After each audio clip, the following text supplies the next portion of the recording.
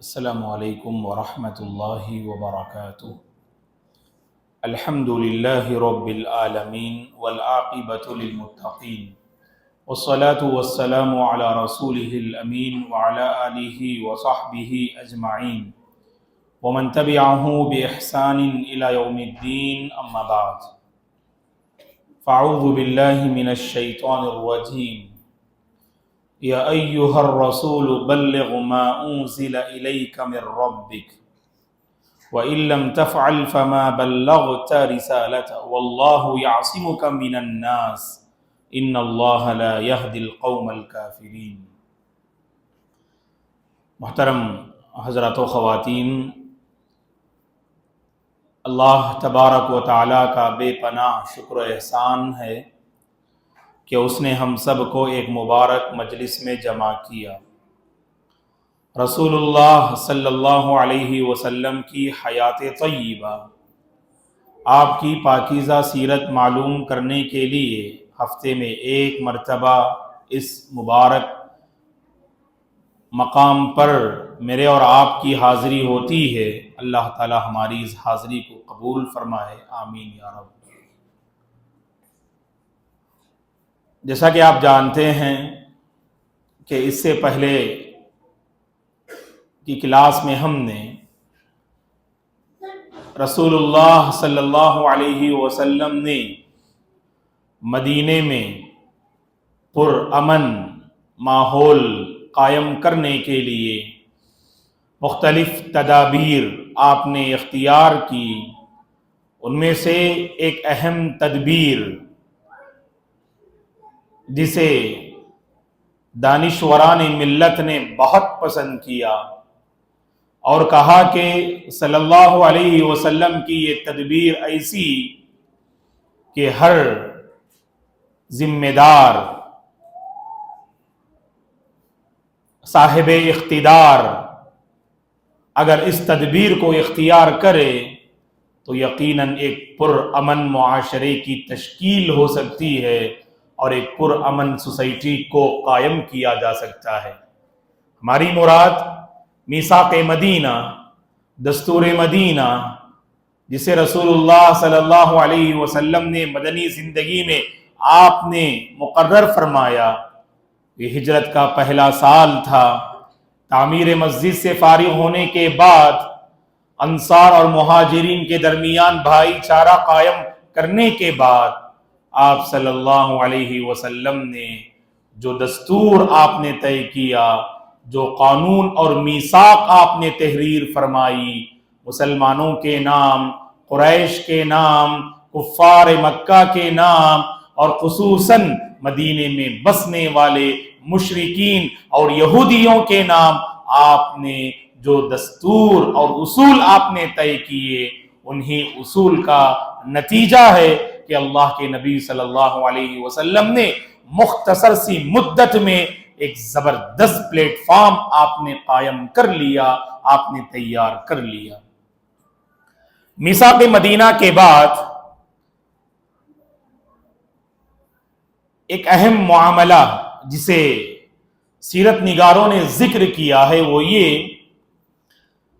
کہ مدینہ پہنچنے کے بعد ہم جانتے ہیں کہ صلی اللہ علیہ وسلم نے مختلف افکار اور مختلف مذاہب رکھنے والے لوگوں سے آپ نے ملاقات کی۔ ایک طرف مشرکین، تو دوسری جانب یہودی، اور تیسری جانب منافقین، اور چوتھی جانب باہر کے دشمن جو مسلمانوں کو مٹانے اور مسلمانوں کو بدنام کرنے اور اسلام کو اس دھرتی سے مٹانے کے در پہ تھے۔ تو ہر طرف سے آزمائشیں اور ہر طرف سے رکاوٹیں تھیں، لیکن اس کے باوجود مدینے کی سرزمین اللہ کے نبی کے حق میں ہر ناحیے سے ہموار ثابت ہوئی اسلامک پلیٹ فارم اور اسلامی خلافت کو قائم کرنے کے لیے۔ تو خصوصاً اس موقع پر اہل علم منافقین کا ذکر کرتے ہیں، اور منافقین کی شروعات اور ان کا وجود مدنی زندگی میں ہمیں نظر آتا ہے، اور خصوصاً منافقین کا سردار عبداللہ بن ابی دراصل یہ قوم کا باعزت انسان تھا عبداللہ بن ابی۔ اللہ کے نبی صلی اللہ علیہ وسلم مدینہ آنے سے قبل اہل مدینہ اپنا سردار عبداللہ بن ابی کو تسلیم کر چکے تھے اور بس تاج پوشی کا انتظار تھا، تاج پوشی کی گھڑی باقی تھی۔ تو اتنے میں اللہ کے نبی صلی اللہ علیہ وسلم مدینہ تشریف لائے، اور آپ مدینہ تشریف لانے کے بعد معاملہ پوری طرح سے بدل گیا۔ لوگ عبداللہ بن ابی کو آپ مدینہ تشریف لانے سے قبل سردار بنانا چاہ رہے تھے، اور چونکہ اللہ کے نبی صلی اللہ علیہ وسلم کے سر پر تاج نبوت سے اللہ تعالیٰ نے آپ کو سرفراز کیا تھا، اور جس کے سر پہ تاج نبوت ہو وہی حقیقت میں سردار ہے، وہی حقیقت میں قائد ہے، وہی حقیقت میں رہبر اور لیڈر ہے۔ تو لہٰذا اللہ کے نبی مدینہ آنے کے بعد یہ انصار، یہ مہاجرین اور یہ مسلمان جو اپنی جان سے بڑھ کر اس نبی کو چاہتے تھے، گھر والوں سے بڑھ کر اس نبی پہ فدا تھے، اور اس نبی کے اشارے پہ وہ سب کچھ کرنے کے لیے تیار تھے، صحابہ اکرام رضوان اللہ علیہم اجمعین۔ تو لہٰذا اللہ کے نبی کو صحابہ نے سردار بنانا چاہا، اور سردار کی جو بات تھی وہ دراصل عبداللہ بن ابی سے اللہ کے نبی کی جانب منتقل ہو گئی۔ تو اسی لیے عبداللہ بن ابی پہلے سے شر پسند تھا، تو اس کے دل میں یہ شر پسندی کا شعلہ اور زیادہ بڑھتا گیا، اور زیادہ بڑھتا گیا۔ مشرک تھا عبداللہ بن ابی، لیکن مجبوراً اسے اسلام قبول کرنا پڑا۔ عبداللہ بن ابی کو مجبوراً اسلام قبول کرنا پڑا۔ اسلام قبول کرنے کے باوجود، مسلمانوں کی صف میں اس کا شمار ہونے کے باوجود، وقتاً فوقتاً وہ اپنا اصلی چہرہ مسلمانوں کے سامنے دکھایا کرتا تھا۔ کہیں نہ کہیں اللہ کے نبی اور مسلمانوں کو تکلیف دینے کی بات آتی تو وہ موقع اپنے ہاتھ سے جانے نہیں دیتا تھا، یہ عبداللہ بن ابی۔ اور منافق کہتے ایسے ہی انسان کو جو دل میں کفر کو چھپائے اور سامنے اپنے آپ کو مسلمان ہونے کا جو اظہار کرے، کہ دل میں کفر کو چھپائے اور کافروں کے ساتھ ہمدردی اور ہم نوائی یہ دل میں چھپی ہوئی ہو، اور لیکن سامنے مسلمانوں کے ساتھ ہمدردی کا معاملہ اور ہمدردی کو جو ہے جتانے کی کوشش کرے، تو ایسے ہی بندے کو منافق کہتے ہیں۔ جیسا کہ اللہ نے قرآن مجید میں سورہ بقرہ کی ابتدائی آیات کریمہ آپ پڑھ کر دیکھیے گا، اللہ تبارک و تعالیٰ نے ان آیات کریمہ میں منافقین کی حقیقت کو اللہ نے بیان کیا ہے۔ ان منافقین کے دلوں میں بیماری ہے، ان کا ظاہر باطن سے بالکل مختلف ہے، اور ان کا باطن ظاہر سے بالکل الگ ہوا کرتا ہے۔ عموماً منافق ایسے ہی بندے کو کہتے ہیں جو دل میں کفر کو چھپائے اور سامنے اپنے آپ کو مسلمان ہونے کا اظہار کرے۔ یہ تو عقیدے کے ناحیے سے ہے، اور ورنہ عملی ناحیے سے آپ دیکھیں قرآن مجید میں اللہ تعالیٰ نے منافقین کی بہت ساری صفات کو اللہ نے بیان کیا، اور اللہ کے نبی نے بھی احادیث مبارکہ میں منافقین کی صفات کو اللہ کے نبی نے واضح فرمایا۔ اگر آپ چاہیں تو سورہ توبہ پڑھ کے دیکھیں، جو 10ویں پارے کی یہ بڑی عظیم سورت ہے سورہ توبہ۔ سورہ توبہ کو الفاضحہ بھی کہتے ہیں، کہ یہ دراصل رسوا کرنے والی اور منافقین کا پورا پول کھول کر رکھنے والی یہ سورت ہے، جس سورت میں اللہ تعالیٰ نے منافقین کا پورا پول کھول کر بیان کر دیا، منافقین کی پوری صفات اللہ نے بیان کر دی اس سورہ توبہ میں۔ اگر موقع ملے تو ضرور اس سورت کو پڑھ کر دیکھا کیجئے گا، اللہ نے پوری تفصیل سے منافقین کا ذکر کیا ہے۔ تو بہرحال منافقین کا سردار عبداللہ بن ابی جو حقیقت میں کافر تھا، جس نے دل میں کفر کو چھپائے ہوئے تھا، تو وقتاً فوقتاً یہ اللہ کے نبی اور مسلمانوں کو تکلیف دیتا تھا۔ یہاں پر معاملہ یہ ہے کہ مکے کے مشرکین جانتے تھے حقیقت میں سردار عبداللہ بن ابی کو لوگ بنانا چاہیے، لیکن لوگوں نے اللہ کے نبی کو اپنا سردار بنا لیا۔ اب موقع ملا عبداللہ بن ابی کے ذریعے اپنی ناجائز خواہش کو پوری کرنے اور ان کی ناجائز امیدوں کو پوری کرنے کا یہ وقت मुशरिकीन मक्का को आ चुका, लिहाजा उन्होंने अब्दुल्ला बिन उबई के नाम खत लिखा। अब्दुल्ला बिन उबई के नाम यह खत लिखा कि ए अब्दुल्ला, तुमने हमारे बागी और उसके साथियों को तुमने पनाह दे दी है और तुमने अपने मकाम पर उन्हें ठिकाना दे दिया है। और मक्के के मुशरिकीन ने धमकी देते हुए अब्दुल्ला बिन उबई को यह खत लिखा कि तुम और तुम्हारे साथी मिलकर मोहम्मद और मोहम्मद के साथियों के साथ तुम जंग करोगे, उन पर तुम हमला आवर होगे। अगर तुम उनसे जंग नहीं कर सकते, तुम उन पर हमला आवर नहीं हो सकते,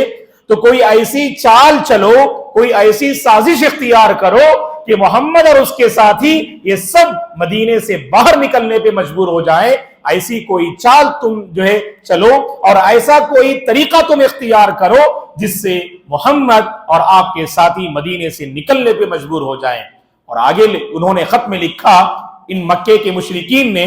सरदारान मक्का ने अब्दुल्ला बिन उबई के नाम जो खत लिखा उसमें यह बात भी थी, ए अब्दुल्ला याद रखना, अगर तुमने मोहम्मद से जंग ना की, अगर तुमने मोहम्मद और उनके साथियों को मदीने से बाहर ना निकाला, याद रखना हम एक बड़ा लश्कर लेकर तुम पर हमला आवर होंगे, एक बड़ा लश्कर हम लेकर आएंगे मक्के से और तुम्हें और तुम्हारे दोस्तों अहबाब को नहीं छोड़ेंगे, तुम्हारे मर्दों को हम कत्ल कर देंगे और तुम्हारी औरतों को हम बांदियां बना लेंगे। तो इस तरह वार्निंग और आगाह करते हुए उन्होंने अब्दुल्ला बिन उबई के नाम ये खत लिखा। किसने? मक्के के मुशरिकीन ने। अब जैसे ये खत मिला अब्दुल्ला बिन उबई को, तो अब्दुल्ला बिन उबई ने अपने लोगों के साथ और मक्के मदीने में जो मुशरिकीन थे उनके साथ उसने एक जो है नशिस्त का जो है इरादा किया, एक बैठक का उसने इरादा किया और खत को सामने रखकर, और जिस खत में मुशरिकीन मक्का की जानिब से धमकियां थी और उसमें वार्निंग थी, और अब्दुल्ला बिन उबई ने वो खत लोगों के सामने पढ़ के सुनाया और कहा कि अब कोई ऐसी चाल और कोई ऐसा तरीका बताओ कि जिस तरीके को इख्तियार करके हम मोहम्मद और उनके साथियों के साथ जंग करने में कामयाब हो जाएं,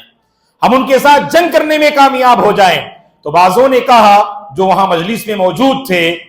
सीरत निगारों ने इस वाक़ये को अपनी जो है किताबों में नकल किया है और इमाम इब्न हिशाम रहमतुल्लाह अलैह ने भी अपनी किताब सीरा नबविया में इस वाक़ये को नकल किया है कि बाज़ों ने कहा जो मजलिस में मौजूद थे कि अब्दुल्ला,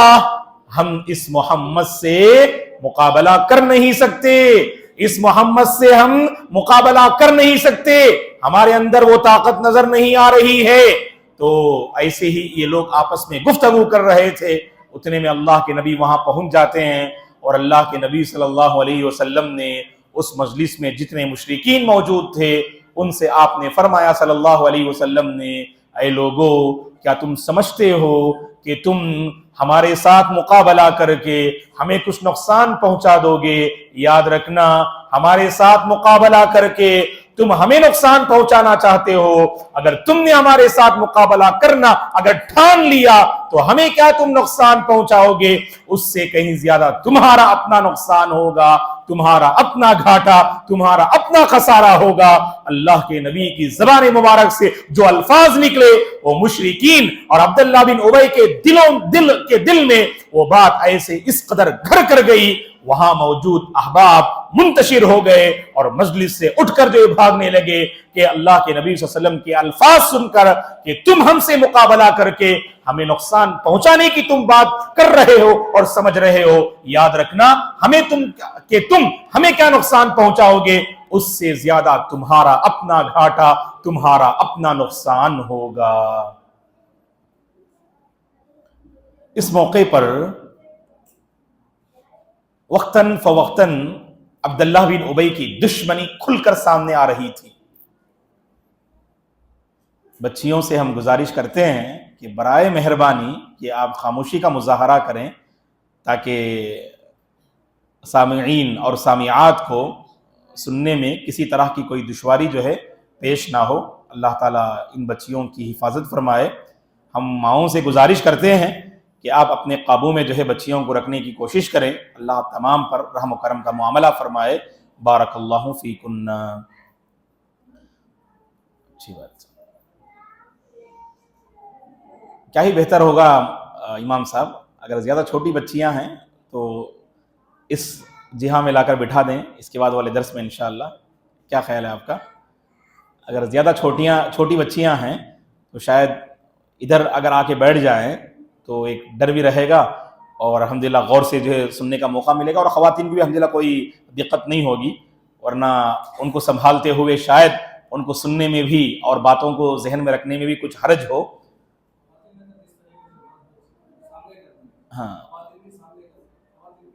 ہاں تو یہ بھی ایک مشورہ ہے، ہم خواتین سے ادباً گزارش کرتے ہیں کہ ہمارے یہاں پر جو بچے بیٹھتے ہیں الحمدللہ کہ مرد حضرات بالکل پیچھے بیٹھتے ہیں اور ہمارے یہ بچے الحمدللہ بالکل ہمارے سامنے بیٹھے ہوئے ہیں۔ اگر آپ لوگ بھی انشاءاللہ اب نہ صحیح آنے والے انشاءاللہ جو ہے یعنی کلاسوں میں اگر بچیوں کو سامنے بٹھا دیں آپ تو انشاءاللہ آپ کے قابو میں بھی رہیں گے، نگاہوں میں بھی رہیں گے اور زیادہ دقت بھی نہیں ہوگی آپ کو۔ اصل مسئلہ یہ ہے کہ مختلف جو ہے مواقع ایسے آتے ہیں ہماری کلاس میں کہ بہت سارے نام آپ کو غور سے سننا پڑتا ہے اور باتوں کو آپ جو ہے غور سے سننا پڑتا ہے، تبھی آپ جو سمجھ پائیں گے۔ آپ اللہ تعالیٰ جزا خیر دے آپ تمام کو، کہ کہیں ایسا نہ ہو کہ ان بچوں کو سنبھالنے میں آپ کا وقت جو ہے گزر جائے، یہ ہم بھی نہیں چاہتے ہیں۔ بارک اللہ فیکن۔ تو وقتاً فوقتاً عبداللہ بن ابی کی دشمنی لوگوں کے سامنے کھل کر ظاہر ہو رہی تھی، تو اس موقع پر بعض صحابہ اللہ کے نبی کی خدمت میں حاضر ہوئے، جیسا کہ امام بخاری رحمۃ اللہ نے اپنی صحیح میں ذکر کیا ہے کہ سعد بن عبادہ رضی اللہ عنہ اللہ کے نبی کی خدمت میں حاضر ہوئے اور اللہ کے نبی سے کہا کہ اللہ کے نبی عبداللہ کے ساتھ آپ عفو درگزر کا معاملہ کیجئے گا، اس بندے کو آپ نظر انداز کیجئے گا، اس بندے کو آپ جو ہے اپنی گرفت میں مت لیجئے گا، کیونکہ آپ کے آنے سے قبل اہل مدینہ نے عبداللہ کو اپنا سردار بنانے کا پوری طرح سے انہوں نے ارادہ کر لیا تھا، لیکن آپ کے تشریف لانے کے بعد لوگوں نے آپ کو سردار بنا لیا، جس کی وجہ سے یہ بندہ طیش میں آ گیا، اور اس طیش میں آنے کی وجہ سے وہ ایسی حرکتیں کر رہا ہے، لہٰذا اے اللہ کے نبی آپ اس کے ساتھ عفو درگزر کا معاملہ کیجئے، آپ اس پر رحم کا معاملہ کیجئے۔ سعد بن عبادہ رضی اللہ عنہ نے اللہ کے نبی کی خدمت میں آ کر ایسی باتیں انہوں نے پیش کی۔ تو جب مسلمانوں کو یہ اطلاع ملی کہ باقاعدہ خفیہ طور پر مشرکین مکہ اللہ کے نبی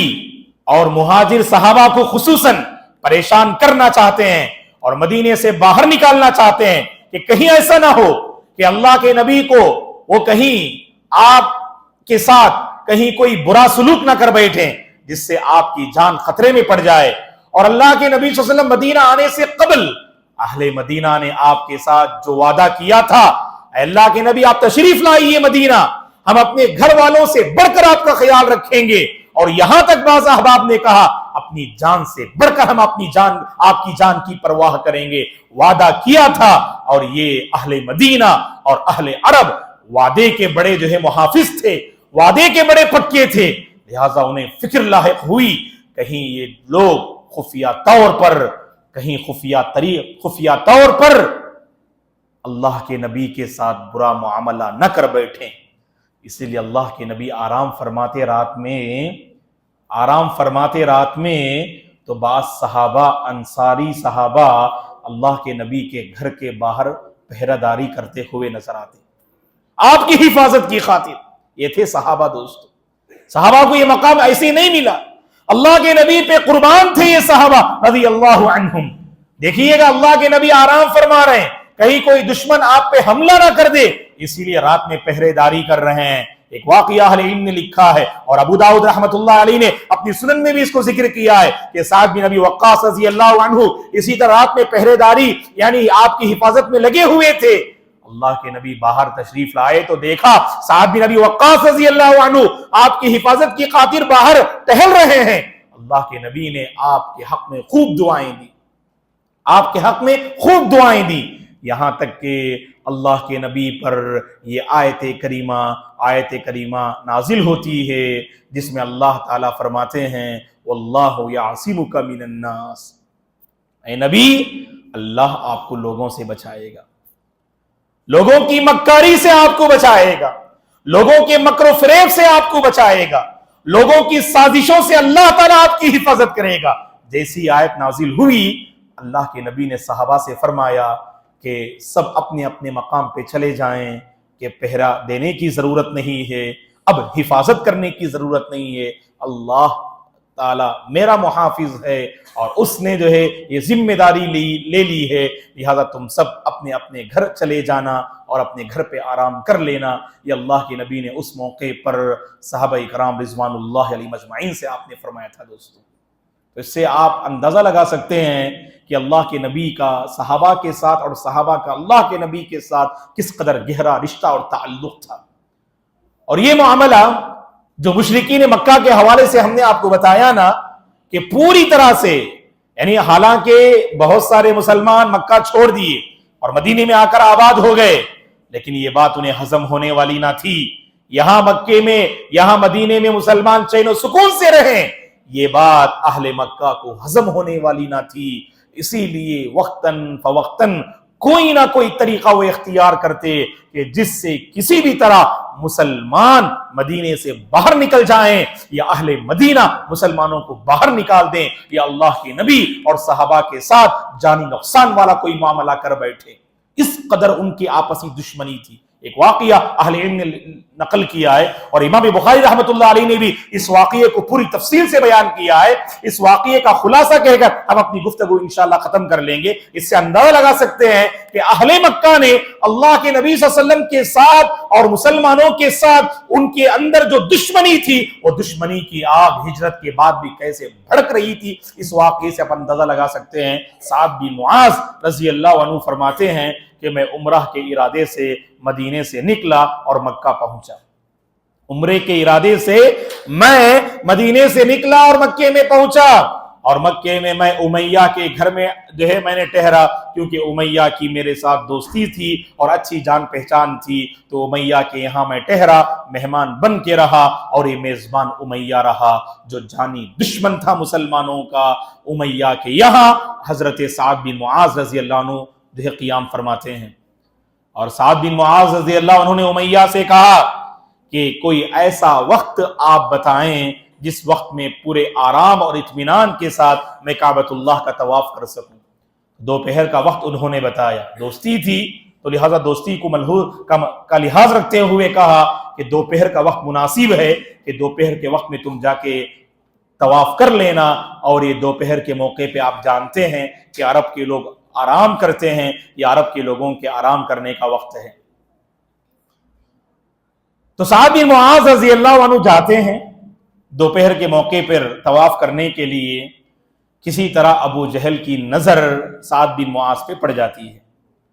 اور جیسے ہی طواف کر رہے ہوتے ہیں فوری طور پر وہ آپ کی جو ہے یعنی آڑ میں آتا ہے، اور آپ کے راستے میں رکاوٹ پیدا کرتے ہوئے سامنے کھڑا ہوتا ہے، اور کہتا ہے یہ ابو جہل اس صحابی رسول سعد بن معاذ رضی اللہ عنہ سے کہ محمد اور ان کے ساتھی آرام سے مدینے میں زندگی بسر کریں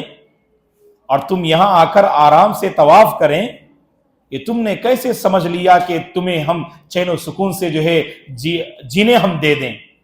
یہ کیسے تم نے اور تمہارے ساتھیوں نے سمجھ لیا کہ تم چین و سکون کے ساتھ زندگی کے سفر کو آگے بڑھاؤ؟ تو یہ کہتے ہوئے ابو جہل سعد بن معاذ رضی اللہ عنہ کو تکلیف دینے کے لیے آگے بڑھتا ہے۔ تو اتنے میں امیہ اور دیگر لوگ وہاں پہنچتے ہیں اور کہتے ہیں کہ سعد بن معاذ کا مقام ہے اپنے معاشرے میں، اور ایک بات یاد رکھنا ابو جہل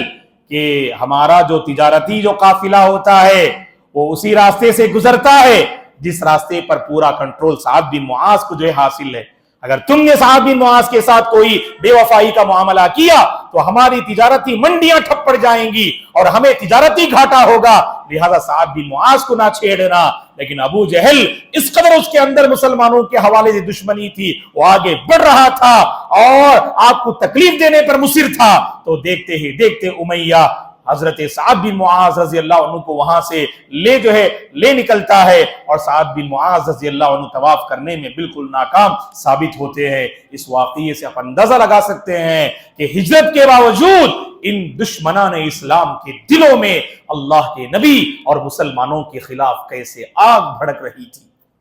تو آج کا خلاصہ یہ ہے دوستو منافقوں کے حوالے سے بہت ساری باتیں مدنی زندگی میں آئیں گی، لیکن ایک بات ہمیشہ یاد رکھنا دوستو کہ اپنے دلوں سے نفاق کو دور کرنے کی ہمیشہ کوشش کرنا، اور اللہ سے یہ ضرور مانگنا، اے اللہ کفر و شرک سے میری حفاظت فرما، بدعات و خرافات سے میری حفاظت فرما، اور نفاق سے بھی میری حفاظت فرما، کہ ہمارا ظاہر کچھ ہو اور ہمارا باطن کچھ اور ہو۔ اسی کو نفاق کہتے ہیں۔ یہ عملی زندگی میں ایسے بہت سارے نمونے ظاہر ہوتے ہیں۔ ہمیشہ اپنے دل کو پاک و صاف رکھیے گا، اپنے دل کو آئینے کی طرح بالکل صاف رکھنے کی کوشش کیجیے گا کہ ظاہر یہ باطن کی عکاسی کرتا ہے، ہمارا ظاہر بھی صاف ہو اور ہمارا باطن بھی صاف ہو۔ اگر ہمارا ظاہر اور باطن اگر یہ دونوں پاک و صاف ہو جائیں، اللہ کی قسم اللہ کے بھی ہم محبوب ہوں گے، اور لوگوں کے دلوں کو بھی ہم فتح کرنے والے ہو جائیں گے، لوگوں کے دلوں کو بھی ہم جیتنے والے ہو جائیں گے، مسائل کو اپنے قابو میں کرنے والے ہو جائیں گے، اور امت کے مابین اس مسلم قوم کی جو پہچان ہونی چاہیے وہ پہچان واللہ باقی رہے گی۔ شرط یہ ہے کہ ہم اپنے دلوں سے نفاق کو دور کرنے میں کامیاب ہو جائیں۔ اللہ سے آپ ضرور یہ سوال کرنا، اے اللہ میں تجھ سے یہ سوال کرتا ہوں، میرے دل کو تو نفاق سے پاک کر دے، میرے دل کو تو نفاق سے پاک کر دے۔ اور اس سلسلے میں اللہ کے نبی نے بہترین آپ نے نسخہ بھی بتایا ہے، یہ نسخہ سنیے گا، اور آپ میں سے جو احباب استطاعت رکھتے ہیں، طاقت رکھتے ہیں، اس نسخے کو اپنانے کی کوشش کیجیے گا۔ نفاق سے بچنے کا آسان اور بہترین نسخہ کیا ہے؟ اللہ کے نبی صلی اللہ علیہ وسلم نے فرمایا، جو بندہ 40 دن با جماعت تکبیر تحریمہ کے ساتھ 5 وقتہ نمازوں کی پابندی کرے گا، اللہ تعالیٰ اس کے حق میں 2 خوشخبری عطا فرماتے ہیں، کتبت لہو براءتان، اللہ تبارک و تعالیٰ اس کے حق میں 2 آزادی کے فیصلے فرماتے ہیں، براءتم من النفاق و براءتم من النار۔ ایسا بندہ جس نے 40 دن با جماعت تکبیر تحریمہ کے ساتھ، جس نے 40 دن 5 وقتہ نمازوں کی پابندی کی، اسے 2 خوشخبریاں ملتی ہیں۔ پہلی خوشخبری یہ ہے، اللہ تعالی نفاق سے اس کے دل کو آزاد کر دیتے ہیں، اور دوسری خوشخبری یہ ہے، اللہ تعالیٰ اس کو قیامت کے دن جہنم سے آزاد کر دیں گے۔ اللہ اکبر! کتنی بڑی بات ہے